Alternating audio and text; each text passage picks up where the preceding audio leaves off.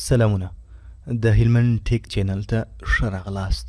په دې چینل کې دا د یو ځل بیا تاسو ته یوه نوې ویډیو جوړه سوې ده. هیله ده دا ویډیو تر پایه در سره وګورئ.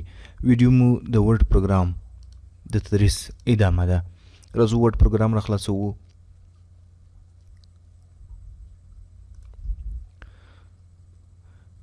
راځو درس مو شروع کوو.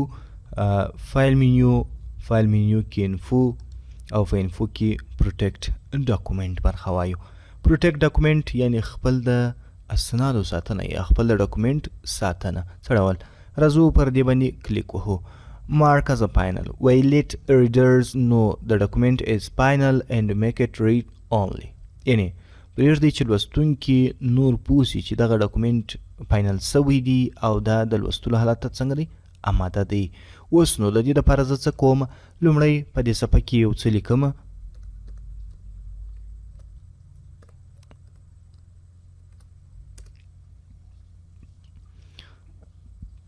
زموږ دغه ډاکومنټ دی او په دې ډاکومنټ کې موږ دغه لیکنه لرو. اوس غواړو دا د ریډ آنلی حالت ته واړوو. راځو بیرته انفو ته او په پروټیکټ ډاکومنټ کې په مارک از فاینل باندې کلیک وهو. ورته د دې مخکې چې مارک از فاینل کوي دا فایل در سره ثبت هم کوي. اوکې کلیک کوو. ډیسکټاپ ورته ټاکو او نوم یې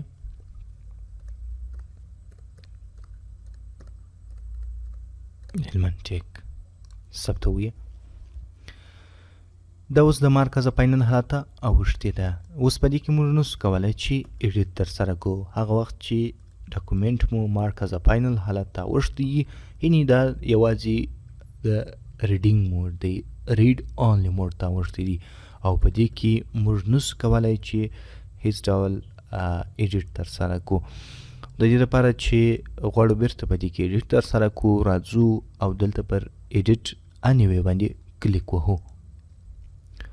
اوس زموږ دا فایل د ایډیټ وړ دی. کولی سو یوه برخه ځینې ډیلیټ هم کړو او یا یو څه ور اضافه کړو. په دوم قدم کې فایل مینیو انفو پروټیکټ ډاکومنټ انکریپټ ویت پاسورډ. خپل ډاکومنټ ته پاسورډ ورکول دي. پر دې زه کلیک وهم. کله چې مې دا کلیک کوي ماته یو بل ډایلوګ باکس را خلاص کړي چې په هغه کې وایي چې خپل دغه فایل ته څه ډول پاسورډ ورکوئ. هغه پاسورډ چې زه غواړم زما دغه فایل یې ولري دلته یې په دغه خانه کې ورته لیکمه. زه یو پاسورډ ورکوم. اوکې کوم یې. دوم ځل یې بیا دغه پاسورډ تاسې رینټر کړئ. اوکې کوم یې. A password is required to open this document. یعنی نور دغه فایل که تاسو را خلاصوئ دا د پاسورډ غوښتنه در څخه کوي. کله چې مو پاسورډ ورکړئ بیا پر سیو باندې کلیک وهئ تر څو ستاسو دغه تغیرات پر دغه فایل باندې اپلای سي. زه دا فایل کلوزوم. بیرته را خلاصوم. ګورئ اوس دلته زما څخه پاسورډ غواړي. زه به دغه پاسورډ ورکوم. که بل هر رقم پاسورډ ورکم دا فایل به نه را خلاصیږي. نو زه راځم صحیح پاسورډ ورکوم او انټر وهم. ګورو چې فایل بیرته را خلاص سو. خو زه غواړم چې دا د پاسورډ له حالته وباسم. دا پاسورډ یې بیرته له منځه یوسم. بیرته راځم انفو ته او پر پروټیکټ ډاکومنټ باندې کلیک کوم او انکریپټ ویت پاسورډ بیا هم کلیک کوم. دا چې مې کلیک کړي هغه پاسورډ چې ما مخکې لیکلی و هغه زه ډیلیټوم او بیا پر اوکې باندې کلیک کوم. اوس موږ دا فایل د پاسورډ له حالته څخه ووتی. کنټرول اس وم تر څو چې دا تغییرات پر اپلای سي. کلوزوم یې. بیرته دغه فایل را خلاصوم. اوس پاسورډ نه غواړي. وینو چې پاسورډ یې له منځه تللی دی. دا ځل راځو فایل مینیو ته او پر چک پر ایشوز باندې کار کوو. انسپیکټ ډاکومنټ. د ډاکومنټ پر هایډن پراپرټیز اور پرسنل انفارمیشن. پرسنل انفارمیشن دغه د پراپرټیز په برخه کې چې کوم معلومات موږ ورکړي دي دغه ته پراپرټیز او پرسنل انفارمیشن وایي. زه راځم انسپیکټ ډاکومنټ کلیک کوم. ګورئ دغه چک مارک سوي کمانډونه چې دلته موږ په دا صفحه کې وینو دا ټول د هایډن پراپرټیز او یا پرسنل انفارمیشن اړوند دي. که دغه کارونه موږ پر اجرا کړي کولی سو د دې لارې بیرته موږ له منځه یوسو. مثلا میکرو مو جوړه کړي، هیډر او پوټر او واټر مارک مو ورکړي او یا نورې برخې. دا څنګه کولی سو د دې کمانډ د لارې موږ کولی سو چې دغه پټ معلومات له منځه یوسو او یا وګورو چې په کومه برخه کې زموږ فایل معلومات لري. د دې د اجرا لپاره زه دا کلوز وهم، راځم دلته پر ټایټل خپل دغه فایل ته ټایټل ورکوم. دا ټایټل او کمنټ ورکوم.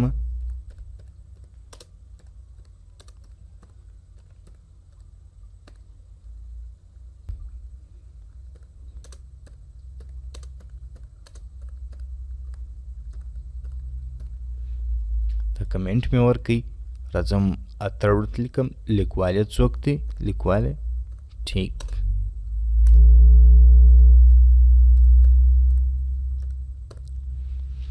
دغه معلومات مې د پراپرټیز په برخه کې ور اضافه کړله. راځم تر څو دا پر اپلای سي پر سیو باندې کلیک وهم. دا چې مې کله کلیک وهم بیرته فایل مینیو ته راځم، انسپیکټ ډاکومنټ کلیک وهم، انسپیکټ کلیک کوم تر څو دی دا معلومات پیدا کړي. وایي د فالوینګ ډاکومنټ انفارمیشن واز فاوند، یعنې په دغه برخه کې څنګه موږ معلومات پیدا کړه، خو په د نورو برخو کې تر اوسه معلومات نه دي ورکړل شوي ځکه چې دا فایل نوی دی او په دې کې موږ نور معلومات نه دي ورکړي، یوازې ډاکومنټ پراپرټیز اینډ پرسنل انفارمیشن په برخه کې موږ معلومات ورکړي دي. اوس که دلته پر ریموو آل باندې کلیک ووهو نو زموږ دغه د پراپرټیز د برخې معلومات به ټوله له منځه ولاړ سي.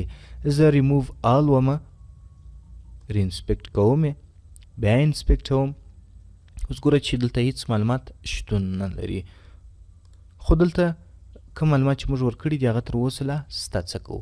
راځو فایل ثبتوو، کلوزوو یې، بیرته راځو فایل راخلاصوو، فایل مینیو. دلته وینو چې هغه معلومات نسته ځکه چې موږ د انسپیکټ ډاکومنټ له لارې هغه معلومات له منځه یوړله. چیک اکسیسیبیلیټي.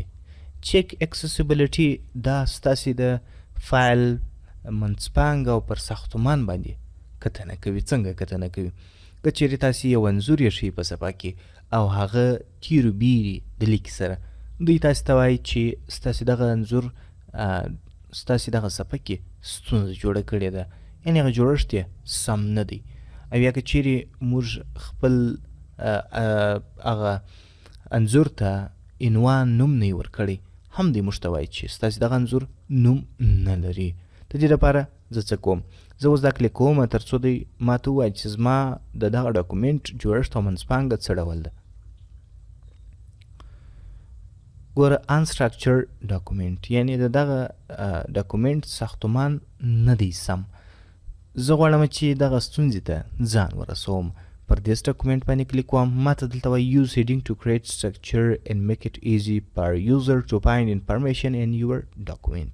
وایي خپل دغه ډاکومنټ ته عنوانونه ورکړه، د عنوانونو د ساختمانه ګټه واخله تر څو خلک وپوهېږي چې ستا په دغه ډاکومنټ کې څه ډول معلومات سته.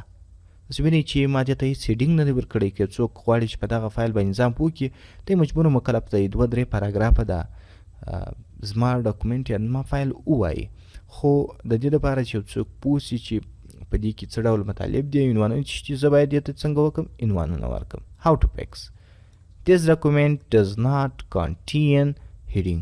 وایي په دغه ډاکومنټ کې هیڅ ډول عنوانونه نشته. to apply heading style to text throughout your document, select intended to become a heading. View and select appropriate label heading style from the style gallery on the home tab. Said متوای وای ته باید دلته خپل عنوانونه جلا کړي او دلته د سټایل د ګالري څخه دوی ته هیډینګونه ورکړي. زه راځم دلته کلیک وهم، انټر وهم، دلته هم کلیک کوم، انټر وم. دغه دوه عنوانه دي، زه غواړم چې دې ته هیډینګ ورکړم او دا د عنوان په صفت زما د دغه فایل لپاره جوړ کړم. راځم د دې لپاره د سټایل د ګالري څخه هیډینګ 1 ورته ټاکم او دا بل ته هیډینګ 2 ټاکم.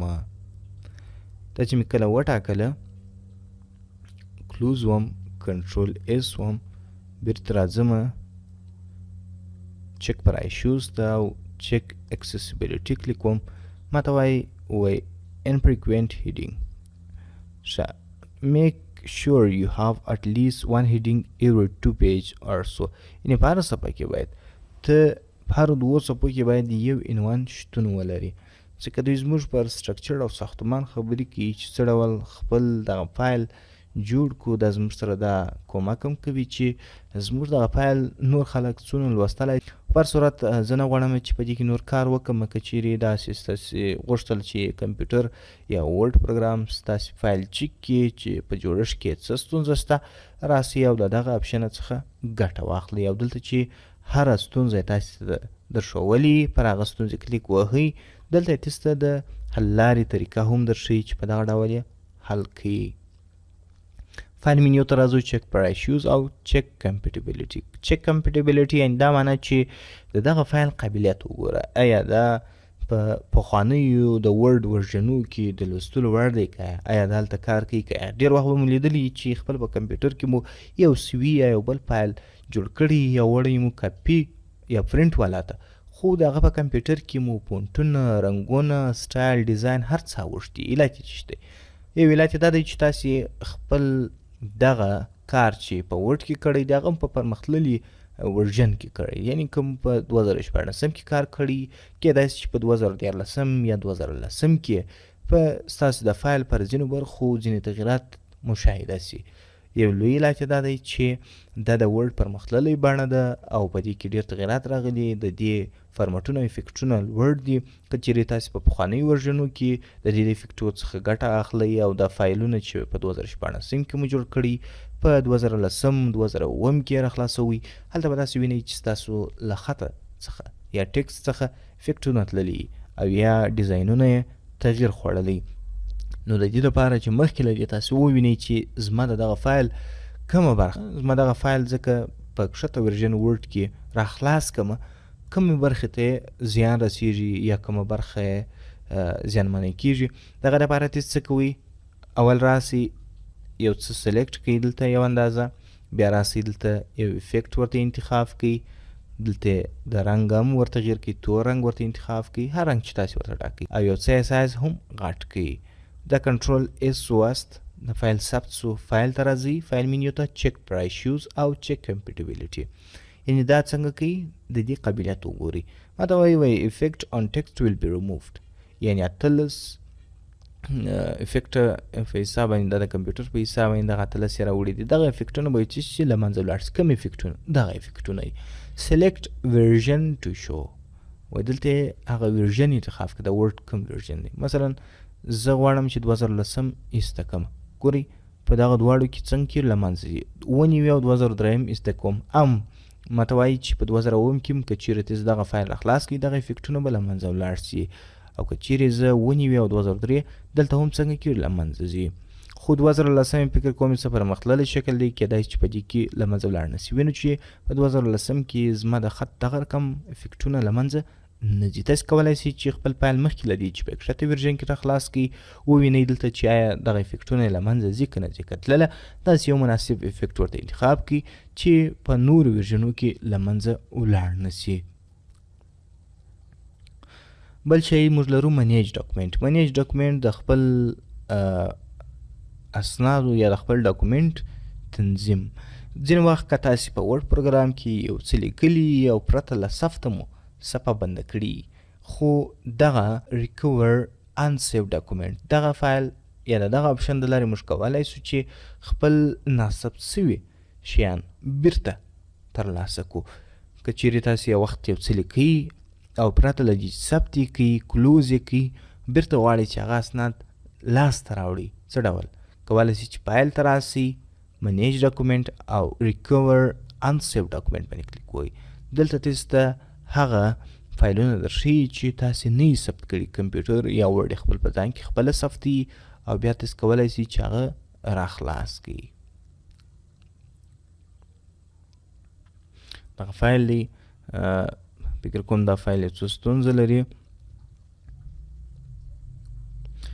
د نن ورځې درس مو همدومره و. که غواړئ خپل پوښتنې مطرح کړئ نو کمنټ کې مو پوښتنه وکړئ او انشاءالله ژر تر ژره به موږ تاسو غوښتنو ته رسیدګي وکړو او ستاسو غوښتنې مطابق به تاسو ته ویډیوګانې جوړوو. تر بیا بلې ویډیو تاسې پر لوی او بخښونکي خدای سپارم. د خدای په امان.